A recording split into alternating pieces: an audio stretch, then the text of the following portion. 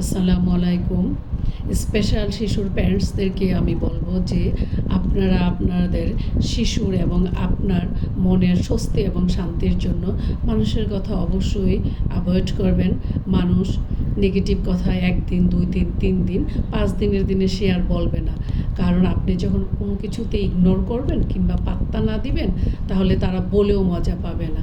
Like আপনার সন্তান অটিজমে আক্রান্ত, তাই বলি কি আপনি তাকে কোনো বিয়ের অনুষ্ঠানে নেবেন না, কিংবা তাকে কোনো বড় কোনো অনুষ্ঠানে নিয়ে যাবেন না, পার্টিতে নিয়ে যাবেন না?